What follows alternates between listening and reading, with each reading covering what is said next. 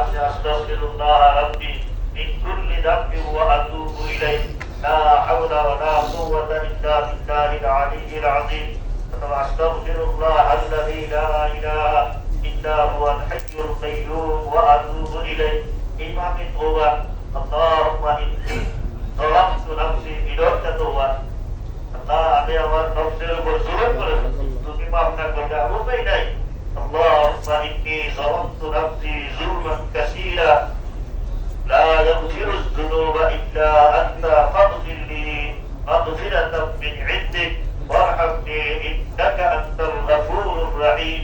এই কিন্তু সত্যবাদ। এছাড়া আমরা নিজের আশায় আল্লাহ তাআলার কাছে নিজের গুনাহ কথা মাফ চাই, এটাও তো ভুল স্বীকার করো, আর গুনাহ করবো না বলে ওয়াদা করো, গুনাহ না করে যেন থাকতে পারি এই জন্য আপনার কাছে তৌফিক চাইব। মানুষের মুক্তি সহজভাবে কোন আমলের দ্বারা আসে? হযরত উকবা ইবনে আমির রাদিয়াল্লাহু তাআলা বিশিষ্ট এক সাহাবী একদিন রাসূলুল্লাহ সাল্লাল্লাহু আলাইহি ওয়াসাল্লামের কাছে প্রশ্ন করলেন, মান নাজাতু ইয়া রাসূলুল্লাহ, হে আল্লাহর রাসূল সাল্লাল্লাহু আলাইহি ওয়াসাল্লাম, কোন কাজের দ্বারা নাজাত পাওয়া যাবে, কোন কাজের দ্বারা মুক্তি পাওয়া যাবে? দুনিয়ার বিপদ আপদ সমস্যার থেকে মুক্তি আর আখিরাতের জাহান্নাম থেকে মুক্তি, সব মুক্তি আমরা কোন কাজ করলে পাবো, কিভাবে করলে পাবো? সাহাবী প্রশ্ন করে আমাদের জন্য সহজ করে দিয়েছেন, ব্যাপারটা জানার জন্য সহজ হয়ে গেছে। উনি প্রশ্ন করলেন, মান নাজাতু ইয়া রাসূলুল্লাহ, হে আল্লাহর রাসূল সাল্লাল্লাহু আলাইহি ওয়াসাল্লাম, নাজাত কিসের দ্বারা হবে? তখন হুজুর সাল্লাল্লাহু আলাইহি ওয়াসাল্লাম তিনটা আমলের কথা বললেন। এক নম্বর বললেন, আমলিকা আলাইকা লিসানাক, তুমি তোমার জবানটারে কন্ট্রোল করো, মুখ কন্ট্রোল করো, কথা কম বলো। মুখের দোষে ফ্যান পরে একটা কথা আছে, কথা বললেই তো প্যাস আসছে, কথাই তুমি বলছো না, তোমার সাথে তো কোনো দরবার আসছে না। মুখের কারণে, মুখের অসংলগ্ন কথাবার্তার কারণে দুনিয়ার দরবার বেশি আছে, ঝগড়াঝাটি হয়।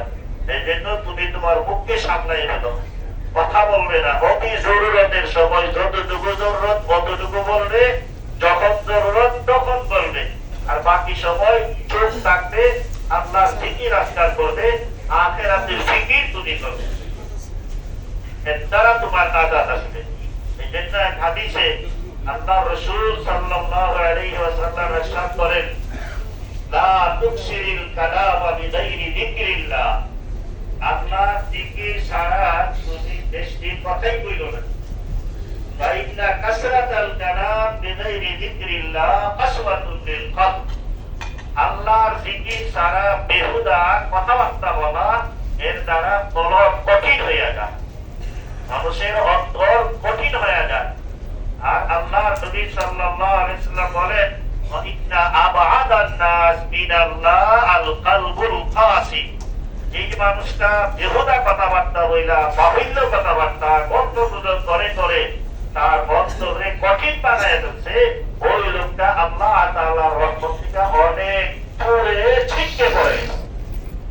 ইন্না আবআদান নাস, মানুষের মধ্যে সবচেয়ে বেশি দূরে আল্লাহ থেকে ওই যে বেহুদা কথাবার্তা। এই জন্য বলা হয়, ইদা তাকবাল আকলু নাকাসাল কালাম। আর একটা প্রবাদ আছে, মানুষের বুদ্ধি যখন পরিপক্ক হয় তার কথা কমে যায়, কথা কম বলে, যখন দরকার তখন বলে, যতটুকু দরকার ততটুকু বলে, বাকি আখিরাতের ফিকির আর জিকির আজকার করে। এই জন্য আমরা কথা কম বলবো। কিভাবে আসে, ওয়াশখস মর্দে কামিল হো সুহুদ জবকে কালিলান হো, হাফাকতটা এতি তু কর সুহুদ জবকে কাসীরান হো। তুমি ভালো করে এডিট করে নাও, যে লোকটা কম কথা বলে সে পরিপক্ক বুদ্ধিওয়ালা, বুদ্ধিমান। ও সবসময় পর্দে কামেল, পরিপূর্ণ ব্যক্তি, কামেল মানুষ।